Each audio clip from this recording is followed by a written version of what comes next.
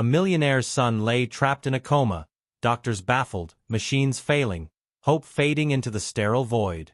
Then, a barefoot black girl with braids like a crown slipped past security, her voice cutting through the chaos with 5 words, "I can bring him back." The tycoon laughed, dismissing her as a street kid with dreams too big, until the impossible happened. This isn't just a miracle, it's a wildfire of faith, and the ending will leave you speechless. The ICU was a tomb of bleach and despair, a sterile cage where hope curled up to die. The clock on the wall, a chipped plastic relic with a cracked face, ticked past 3:17 a.m., each second a hammer blow to the silence. Room 204 was a battlefield of flickering lights and peeling paint, its air thick with the antiseptic sting of defeat. Under a thin blue blanket embroidered with faded rocket ships, 10-year-old Caleb Winters lay tethered to machines that hummed with cold indifference. His chestnut hair, once a wild tangle from chasing fireflies, was matted against his skull, slick with sweat. His freckled cheeks, once flushed with questions about pulsars and pterodactyls, were now ghostly, drained of life. Tubes snaked from his arms, chest, and nose, anchoring him to a world he hadn't touched in 9 days. His eyes were sealed shut, his fingers limp, his voice, once a torrent of curiosity about black holes and dinosaur bones, silenced. It began with a fever, a vicious heat that surged too fast. 1 minute, Caleb was hunched over his sketchbook at the kitchen table, penciling a T-Rex with jagged teeth. The next, he was convulsing on the linoleum, his pencil skittering into a dusty corner. The doctors called it a catastrophic neurological event, a phrase as frigid as the emergency room tiles. Encephalitis, they speculated. Or a rare autoimmune flare, perhaps. They tossed around words like idiopathic and unresponsive, their white coats starched, their voices sharp as scalpels. "He might wake," one doctor said, adjusting her glasses with a practiced flick. "Or he might not," another muttered, already halfway out the door. Tests stacked up, MRIs, EEGs, spinal taps, blood panels, but answers stayed out of reach, like stars behind a storm cloud. Caleb's father, Marcus Winters, sat by the bed, his calloused hands clutching a dog-eared astronomy book Caleb used to beg him to read. Marcus, a welder who'd bent steel for Seattle's skyscrapers, felt his strength dissolve, his broad shoulders buckling under a grief he couldn't name. Marcus hadn't left room 204 in days. His beard was a patchy mess, his eyes bloodshot, his work boots crusted with shipyard grime. The nurses whispered about his dedication, their voices soft with pity. The doctors called it denial, their clipboards snapping shut like judgments. Marcus didn't care. This was his boy, his stargazer, the kid who'd once asked if the moon missed the sun at night.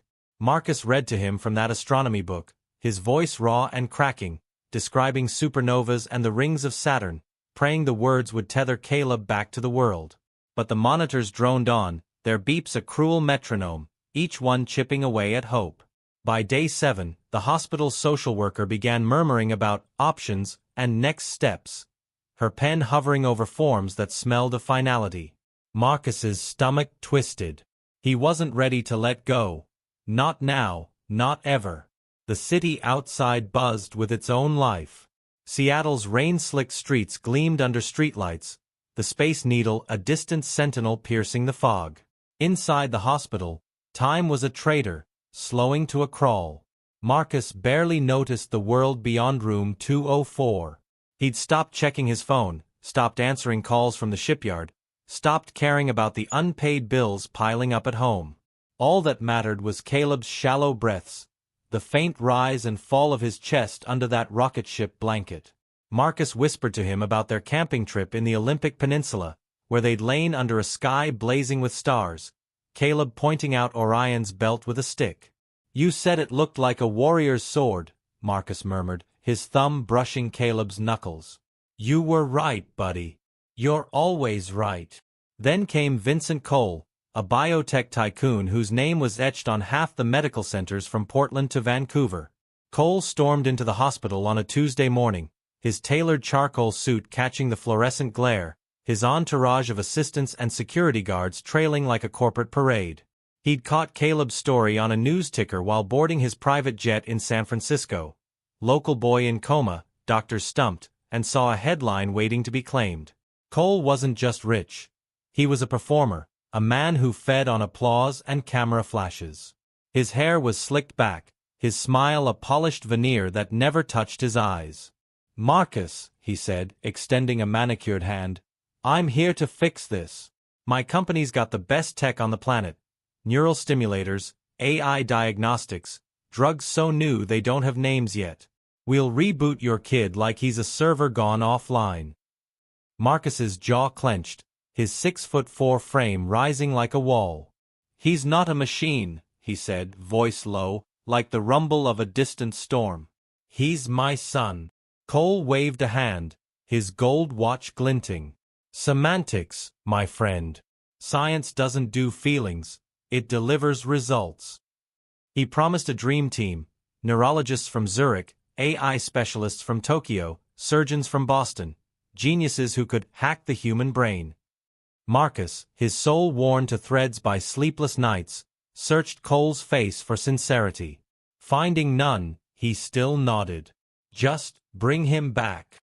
The specialists descended like a swarm, their equipment gleaming like alien artifacts. They hooked Caleb to devices with blinking LEDs, ran algorithms that churned out graphs no one could decipher, even strapped a neural interface to his scalp that looked like it belonged in a sci-fi blockbuster. Cole watched from the corner, sipping coffee from a monogrammed thermos, narrating like a tech bro prophet. "We're rewriting the future," he declared, gesturing at a screen flashing incomprehensible data. Nurses exchanged skeptical glances. Marcus stood by Caleb's bed, his hands balled into fists, watching as they poked and prodded his boy. The machines whirred, the graph spiked, but Caleb didn't stir. His chest rose and fell, mechanical, unchanging. One by one, the specialists packed up, their apologies thin, their briefcases heavy with invoices. By Friday, Cole was gone, his promises fading like a dropped call. "He'll be in touch," an assistant said, but Marcus knew better. The tycoon had moved on to the next photo op. Marcus stayed. He talked to Caleb about the Perseid meteor shower, about the time they'd camped in the Oregon wilderness and counted stars until dawn. He sang off-key lullabies his mother used to hum, rubbed Caleb's hands to keep them warm, and whispered apologies for every late shift, every missed school play, every night he'd come home too tired to talk. The hospital room, with its cracked linoleum and flickering fluorescent tubes, became a shrine, a place where Marcus could pretend time hadn't betrayed him. He taped Caleb's T-Rex drawing to the wall, its jagged teeth a reminder of the boy who still lived somewhere beneath the tubes. "You're still here," Marcus whispered, his voice breaking. "You have to be." On Saturday night, the hospital grew quieter, the halls dimming as the world outside slept. Marcus sat hunched in a plastic chair, his back screaming, his eyes burning. He was reading about the Andromeda Galaxy when a nurse knocked softly on the doorframe, her face tight with unease. "Mr. Winters," she said, her voice barely above a whisper. "There's a girl here. Says she needs to see you. Says it's about Caleb." Marcus frowned, wiping his face with a rough hand. "A girl?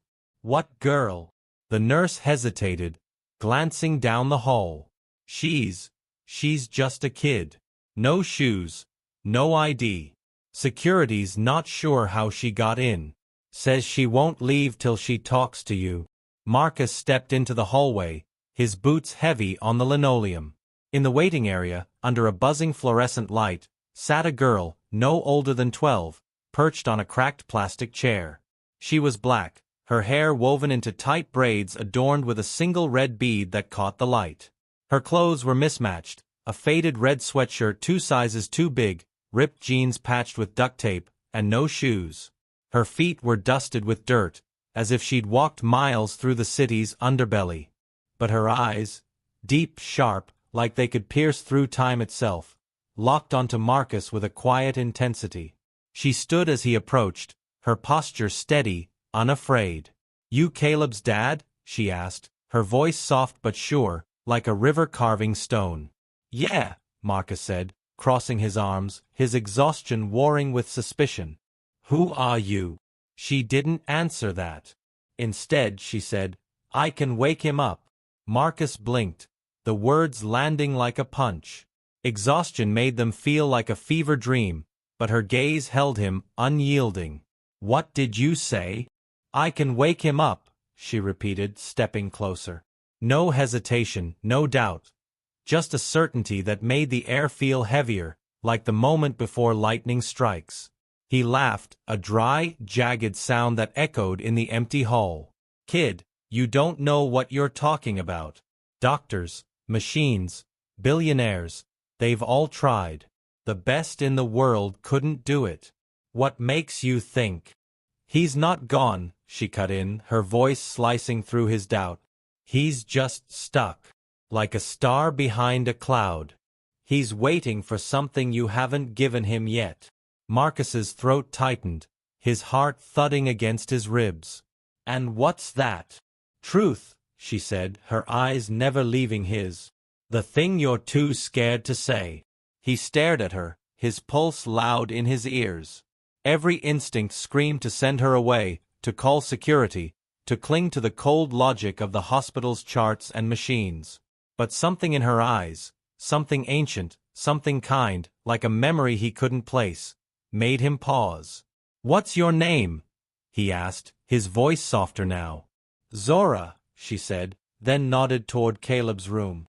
"Can I see him?" Marcus's mind raced. She was just a kid, barefoot and ragged, with no business in a place like this. Yet her presence felt like a crack in the world's foundation, like she'd slipped through from somewhere else. Against every rational thought, he nodded. "All right. But I'm watching you." Zora stepped into room 204, her bare feet silent on the linoleum, leaving faint smudges of dirt. She moved to Caleb's bedside, her small frame dwarfed by the tangle of machines. She placed a calloused hand on his forehead, her fingers light as a breeze. Her lips moved in a whisper too soft to hear, a rhythm like a prayer or a song. The monitors didn't change, but the air did, like a storm had passed, leaving only a fragile stillness. She turned to Marcus, her eyes steady. "He knows you're here. But he needs to hear why you're still fighting for him." Marcus's chest ached, a knot of grief and guilt tightening. He sank into the chair beside Caleb, his hands trembling. I don't know what you mean." Zora's eyes softened, but her voice stayed firm. "You do. You've been carrying it so long you forgot how heavy it is. Tell him." Marcus looked at his son, at the boy who'd once asked if stars could dream. The words came slowly, like pulling thorns from skin. "Caleb," he whispered, his voice cracking, "I wasn't there. That morning, when you got sick, I was working overtime. I missed your fever. I missed your sketchbook falling. I was supposed to protect you, and I failed." Tears spilled onto the blanket, soaking the rocket ships. "I'm so sorry, buddy. I should have been home. I should have seen you. I should have told you every day how much I love you. Come back. Please." The heart monitor beeped, a single, sharp spike. The nurse in the corner gasped, her clipboard clattering to the floor. Marcus froze, his eyes darting to the screen. "Did you see that?" Zora nodded, calm as a still lake. "He heard you." Marcus's gaze snapped to her. "Who are you?" She smiled faintly, her red bead glinting in the dim light. "Just someone who knows what it's like to be lost." She turned to leave, her bare feet leaving no sound. "Wait," Marcus called, lurching forward. "Will you come back?" "If he needs me," she said, slipping through the door. The hallway swallowed her, leaving only silence. Marcus stood frozen, his heart hammering. He checked the hall. Empty. He asked the nurse, who shook her head, bewildered. "No one was signed in," she said, tapping her tablet. Security didn't see her. Marcus didn't argue. He returned to Caleb's side, his hands shaking as he gripped the astronomy book. He read aloud about pulsars, his voice trembling, and sang a lullaby his mother used to hum. Follow the stars, they'll guide you home, through the dark, you're never alone. By dawn, Caleb's fingers twitched. Once, twice, deliberate.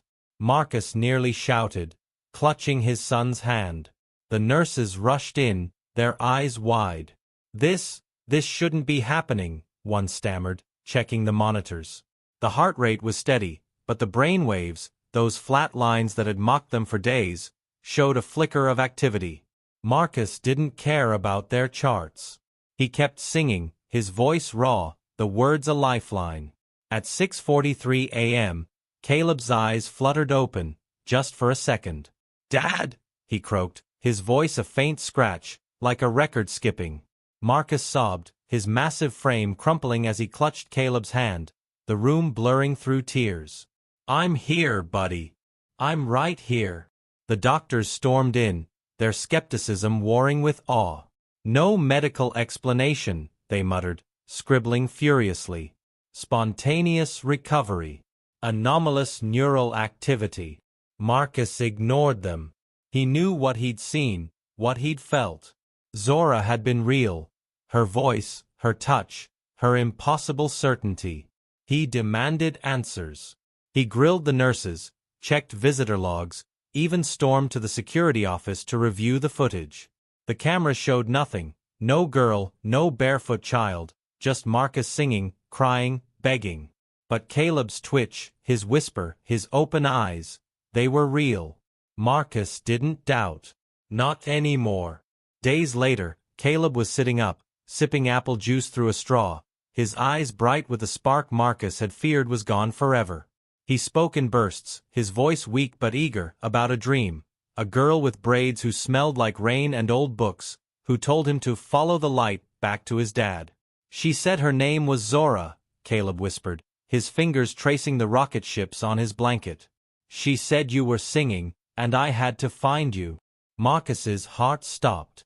He hadn't told Caleb about Zora, hadn't spoken her name. What else did she say? Caleb's eyes drifted to the ceiling, as if seeing her again. "She said the stars are always there, even when you can't see them. She said you were my star, Dad." Marcus wept, pulling Caleb into a gentle hug, careful of the tubes still taped to his arms. The hospital room felt different now, the air softer, the light warmer. The peeling paint and flickering bulbs didn't matter. Something had shifted, something bigger than medicine or machines. But the questions gnawed at Marcus. Who was Zora? Where had she come from? He'd grown up in Seattle's Central District, where kids like her, barefoot, bold, carrying wisdom too big for their years, weren't uncommon, but none had ever walked into a hospital like they owned it. He remembered his own childhood, running through those same streets, dodging broken glass and dreams that never took flight. His mother used to tell him stories about helpers, people who appeared when the world was darkest, who carried light no one else could see. He'd laughed them off as a kid, but now with Caleb's hand warm in his, he wondered. The hospital tried to move on. Dr. Evelyn Harper, the lead neurologist, stood by Caleb's bed, flipping through her notes for the 10th time that morning. "This doesn't make sense," she said, her voice a mix of frustration and wonder. "No medication, no surgery, no change in vitals until yesterday. We're calling it an anomaly, but," she trailed off, glancing at Marcus. "You're sure about this girl?" "I'm sure," Marcus said, his voice steady. "Her name was Zora. She was here." Dr. Harper raised an eyebrow, her pen pausing. "No one saw her. Not on camera. Not in the logs. You were sleep-deprived, Mr. Winters. Grief can—" "Don't," Marcus cut in, his eyes hard. "Don't tell me what I saw. My son's awake. That's what matters." The nurse, a young woman named Lila, nodded quietly from the corner. She'd been there when Zora appeared, had seen the monitor spike, had felt the room change. "I believe you," she whispered later, when Dr. Harper was gone. "I don't know how, but I felt something too." Marcus quit his job at the shipyard that week. He sold his truck, cashed out his savings, and sold the fishing boat he'd bought for weekends he never took. The money wasn't much, but it was enough. He poured it into a community center called Starlight Haven, a ramshackle building in the central district with creaky floors and a leaky roof. It was a place for kids like Caleb, kids who'd faced illness, trauma, or loss, to find music, art, and stories. The first wall was painted with a mural, a girl with braids, barefoot, holding a glowing star, with words beneath in bold blue letters, "You're never lost if someone's singing." Caleb's recovery wasn't a straight line. He started therapy the week after discharge, his legs wobbly, his hands trembling when he tried to draw. But his spirit was unbreakable. Each time he stumbled, he whispered Zora's name, like a talisman. Each time he wanted to give up, he hummed the lullaby Marcus had sung, the one Zora had somehow known, "Follow the stars, they'll guide you home." Marcus sat by the piano every night, playing that melody until Caleb smiled, until his fingers steadied enough to sketch again. The story spread like wildfire. A local reporter caught wind of it, her article going viral overnight. Barefoot girl claims she can wake coma patient, and she does. Bloggers shared it, YouTubers dissected it, and soon, Starlight Haven's channel, filled with Caleb's T-Rex sketches, Marcus's raw piano recordings, and stories of kids finding their way back, hit 3 million views. Messages flooded in from ICU beds, foster homes, even prisons. "I thought I was gone, but your story made me believe I'm not finished yet." Marcus and Caleb walked through their Seattle neighborhood one evening, the air thick with pine and sea salt, the sky bruising purple over Puget Sound. Caleb, wearing mismatched sneakers, stopped at a street corner near the old train tracks. An old woman sat there, her gray hair wild, her fingers dancing over a battered guitar. A cardboard sign leaned against her knee, "Follow the stars, you're never alone." Caleb tugged Marcus's sleeve. "Dad, that's her words." Marcus's heart raced. He approached, his voice low. "Where'd you get that phrase?" The woman looked up, her eyes crinkling like she knew a secret. "A girl told me, years back." Barefoot, braids, eyes like she'd seen the world's shadows. Said her name was Zora. Played a song with me once, right here, then vanished like smoke. Caleb grinned, his freckles bright in the fading light. "She's still out there." Marcus nodded, a warmth blooming in his chest. "Yeah, she is." That night, Caleb stood at his bedroom window, staring at the moon, its silver light pooling on the floor. "Dad," he said, clutching a stuffed dinosaur, "what if Zora finds another kid who's lost?" "Then we keep singing," Marcus said, pulling him close. "So they know the way home." Starlight Haven grew, its walls covered in murals of stars and dreamers, its rooms filled with laughter and music. Marcus hired local artists, musicians, even a poet who'd once been homeless, to teach the kids. Caleb, now 11, led a drawing class, his T-Rexes fiercer than ever. The center became a beacon, not just for Seattle but for the world. Their YouTube channel hit 5 million subscribers, with videos of kids sharing their own stories. Kids who'd survived cancer, abuse, or the streets, all finding their voice. One girl, a 13-year-old named Aisha, painted a mural of Zora beside Caleb's, her braids swirling into a galaxy. "She's not just one person," Aisha said at the unveiling. "She's all of us who've been lost and found." Marcus never stopped looking for Zora. He asked around the neighborhood, knocked on doors, even tracked down old street musicians who'd known her, or thought they had. No one had answers. She was a ghost, a whisper, a melody no one could pin down. But every so often Marcus found traces. A note taped to the center's door, written in crooked blue ink, "Keep singing. The stars are listening." A homeless man by the pier swore he'd seen her playing a harmonica, her laughter like rain on glass. A barista at a nearby cafe said a girl with braids had left a sketch of a star with the words, "You're never alone." Caleb's dreams were vivid now, filled with Zora's voice, her stories of constellations that guided lost souls. "She's not just a girl, Dad," he said one night, his sketchbook open to a drawing of her face. "She's like a bridge." between here and somewhere else. Marcus didn't argue. He'd felt it too, that moment in room 204 when the world had cracked open, when Zora's hand on Caleb's forehead had shifted something deeper than science could touch. The hospital never forgot.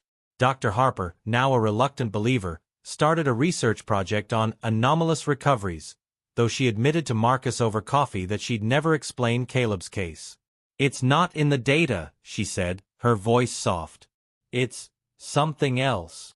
Nurse Lila, who'd seen Zora that night, began volunteering at Starlight Haven, teaching kids to write poetry. "I saw her," she told Marcus once, her eyes distant. "I don't know what she was, but she was real." On the one-year anniversary of Caleb's waking, Starlight Haven hosted a festival.